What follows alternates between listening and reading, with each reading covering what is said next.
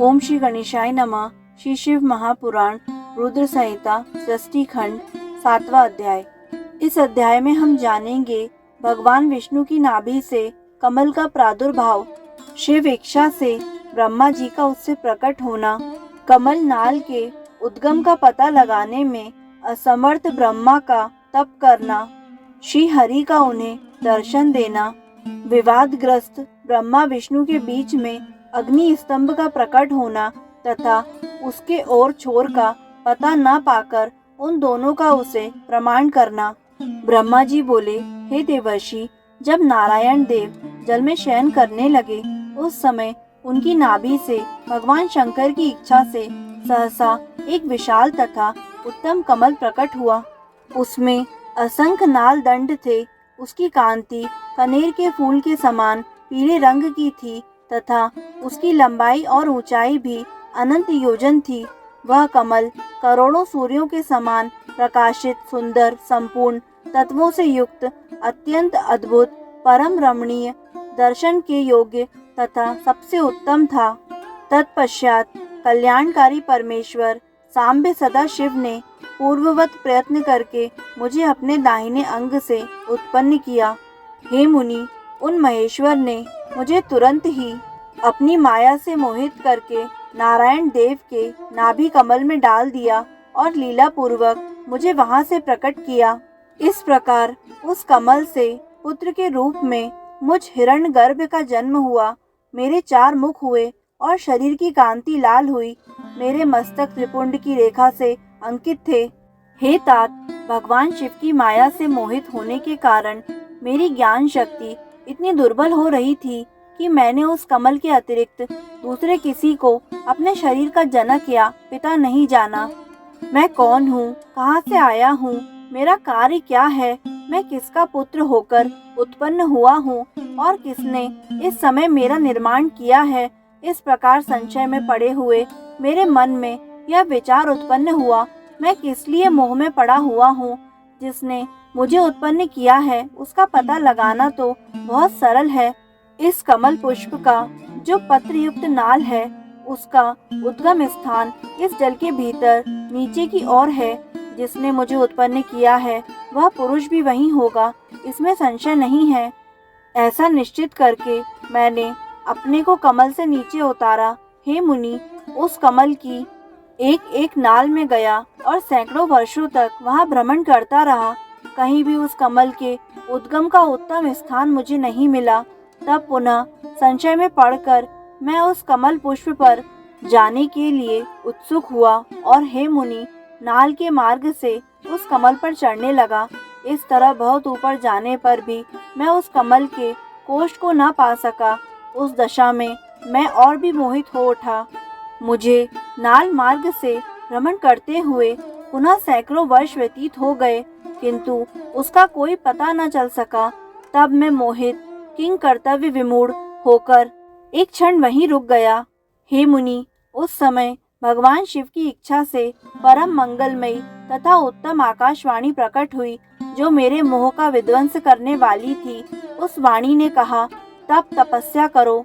उस आकाशवाणी को सुनकर मैंने अपने जन्मदाता पिता का दर्शन करने के लिए उस समय पुनः प्रयत्न पूर्वक 12 वर्षों तक घोर तपस्या की। तब मुझ पर अनुग्रह करने के लिए ही चारों भुजाओं और सुंदर नेत्रों से सुशोभित भगवान विष्णु वहां सहसा प्रकट हो गए। उन परम पुरुष ने अपने हाथों में शंख, चक्र, गदा और पद्म धारण कर रखे थे। उनके सारे अंग सजल जलधर के समान श्याम कांति से सुशोभित थे। उन परम प्रभु ने सुंदर पीतांबर पहन रखा था। उनके मस्तक आदि अंगों में मुकुट आदि महामूल्यवान आभूषण शोभा पा रहे थे।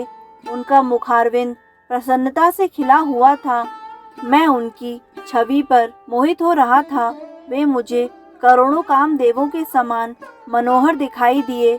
उन चतुर्भुज भगवान विष्णु का वह अत्यंत सुंदर रूप देखकर मुझे बड़ा आश्चर्य हुआ। वे सांवली और सुनहरी आभा से उद्भासित हो रहे थे।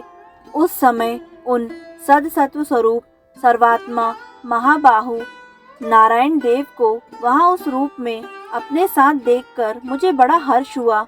मैं उस समय प्रभु शंभु की लीला से मोहित हो रहा था, इसलिए मैं अपने उत्पन्न करने वाले को न जानकर अति हर्षित होकर उनसे कहने लगा। ब्रह्मा जी बोले, मैंने उन सनातन पुरुष को हाथ से उठाकर कहा कि आप कौन हैं? उस समय हाथ के तीव्र तथा सुदृढ़ प्रहार से क्षण मात्र में ही वे जितेंद्रिय जाग करके शैया से उठकर बैठ गए। तदंतर अविकल रूप से निद्रा रहित होकर उन राजीव लोचन भगवान विष्णु ने मुझको वहां पर अवस्थित देखा और हंसते हुए बार बार मधुर वाणी में वे कहने लगे। विष्णु जी बोले, हे वत्स, आपका स्वागत है। हे महाद्युतिमान पितामह, आपका स्वागत है। निर्भय होकर रहिए, मैं आपकी सभी कामनाओं को पूर्ण करूंगा, इसमें संदेह नहीं है। हे देवर्षि, उनके मंद हास्य युक्त उस वचन को सुनकर रजोगुण के कारण शत्रुता मान बैठा देवश्रेष्ठ मैं उन जनार्दन भगवान विष्णु से कहने लगा। ब्रह्मा जी बोले, हे निष्पाप, समस्त संहार के कारणभूत मुझे आप हंसते हुए जो हे वत्स कह रहे हैं, वह तो वैसे ही लग रहा है जैसे कोई गुरु अपने शिष्य को हे वत्स कह रहा हो। मैं ही संसार का साक्षात कर्ता, प्रकृति का प्रवर्तक, सनातन अजन्मा विष्णु ब्रह्मा, विष्णु को उत्पन्न करने वाला विश्वात्मा, विधाता, धाता और पुंडरीकाक्ष हूँ। आप अज्ञानवश मुझे हे वत्स ऐसा क्यों कह रहे हैं? इसका कारण शीघ्र बताइए। नियमतः वेद भी मुझे स्वयंभू, अज, विभु, पितामह, स्वराज, सर्वोत्तम और परमेष्टि कहते हैं। मेरे इस वचन को सुनकर लक्ष्मीपति भगवान हरि क्रुद्ध हो उठे और कहने लगे कि मैं जानता हूँ संसार आपको जगत का कर्ता मानता है। विष्णु जी बोले, आप संसार की सृष्टि करने और पालन करने के लिए मुझ अव्यय के अंग से अवतीर्ण हुए हैं, फिर भी आप मुझे जगन्नाथ, नारायण, पुरुष, परमात्मा, निर्विकार, पुरुहूत, पुरुषतुत, विष्णु, अच्युत, ईशान, संसार के उत्पत्ति स्थान रूप नारायण, महाबाहु और सर्वव्यापक को भूल गए हैं। मेरे ही नाभि कमल से आप उत्पन्न हुए हैं, इसमें संदेह नहीं है। इस विषय में आपका अपराध भी नहीं है। आपके ऊपर तो मेरी माया है। हे चतुर्मुख, सुनिए, यह सत्य है कि मैं ही सभी देवों का ईश्वर हूँ। मैं ही कर्ता, हर्ता और भर्ता हूँ। मेरे समान अन्य शक्तिशाली कोई देव नहीं है। हे पितामह, मैं ही परम ब्रह्म तथा परम तत्व हूँ। मैं ही परम ज्योति और वह परमात्मा विभु हूँ। इस जगत में आज जो यह सब चराचर दिखाई दे रहा है और सुनाई पड़ रहा है, हे चतुर्मुख, यह जो कुछ भी है वह मुझ में व्याप्त है, ऐसा आप जान लें। मैंने ही सृष्टि के पहले जगत के 24 अव्यक्त तत्वों की रचना की है।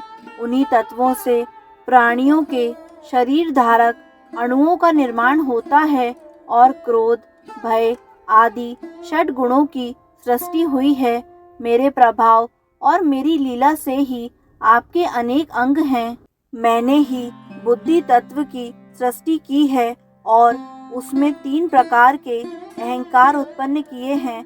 तदंतर उससे रूप, रस, गंध, शब्द, स्पर्श, इन 5 तन मात्राओं मन एवं चक्षु, जीवा, घ्राण, श्रोत तथा त्वचा, इन 5 ज्ञानेंद्रियों और वाक, पाणी, पाद, पायु, उपस्थ, इन 5 कर्मेंद्रियों, क्षिति, जल, पावक, गगन और वायु, इन 5 महाभूतों तथा अन्य सभी भौतिक पदार्थों की रचना लीला से ही की है। हे प्रजापते, हे ब्राह्मण, ऐसा जानकर आप मेरी शरण में आ जाइए। मैं सभी दुखों से आपकी रक्षा करूंगा, इसमें संशय नहीं है। ब्रह्मा जी बोले, विष्णु का यह वचन सुनकर मुझ ब्रह्मा को क्रोध आ गया और माया के वशीभूत हुआ मैं उनको डांटते हुए पूछने लगा कि आप कौन हैं और किस लिए इतना अधिक निरर्थक बोल रहे हैं। आप न ईश्वर हैं, न परम ब्रह्म हैं, आपका कोई कर्ता अवश्य है। महाप्रभु शंकर की माया से विमोहित मैं उन भगवान विष्णु के साथ भयंकर युद्ध करने लगा। उस प्रलयकालीन महासमुद्र के मध्य रजोगुण के कारण परस्पर बड़ी शत्रुता से हमारा और विष्णु का रोमांचकारी युद्ध होने लगा। इसी बीच हम दोनों के छिड़े विवाद को शांत करने के लिए और ज्ञान प्रदान करने के लिए हम दोनों के सामने ही एक लिंग प्रकट हुआ। वह लिंग अग्नि की प्रचंड हजार ज्वालाओं से भी अधिक ज्वाला समूहों वाला, सैकड़ों कालाग्नियों के समान कांतिमान, क्षय एवं वृद्धि से रहित, आदि मध्य और अंत से विहीन था। वह उपमा रहित, अनिर्देश्य, बिना किसी के द्वारा उपस्थापित, अव्यक्त और विश्व सर्जक था। उस लिंग की सहस्त्र ज्वालाओं के समूहों को देखने मात्र से ही भगवान विष्णु मोहित हो उठे। शिव की माया से मोहित मुझसे वे कहने लगे कि इस समय मुझसे तुम इतनी स्पर्धा क्यों कर रहे हो? हम दोनों के मध्य तो एक तीसरा भी आ गया है, इसलिए युद्ध रोक दिया जाए। हम दोनों इस अग्नि से उत्पन्न लिंग की परीक्षा करें कि यह कहाँ से प्रकट हुआ है। मैं इस अनुपम अग्नि स्तंभ के नीचे जाऊंगा और हे प्रजानाथ, आप इसकी परीक्षा करने के लिए वायु वेग से प्रयत्न पूर्वक शीघ्र ऊपर की ओर जाएं। ब्रह्मा जी बोले। तब ऐसा कहकर विश्वात्मा भगवान विष्णु ने वाराह का रूप धारण किया और हे मुनि, मैंने भी शीघ्र हंस का रूप बना लिया। उसी समय से लोग मुझे हंस और विराट ऐसा कहने लगे। जो हंस हंस यह कहकर मेरे नाम का जप करता है, वह हंस स्वरूप ही हो जाता है। अत्यंत श्वेत अग्नि के समान चारों ओर से पंखों से युक्त और मन तथा वायु के वेग वाला होकर मैं ऊपर के भी ऊपर लिंग का पता लगाने हेतु चला गया।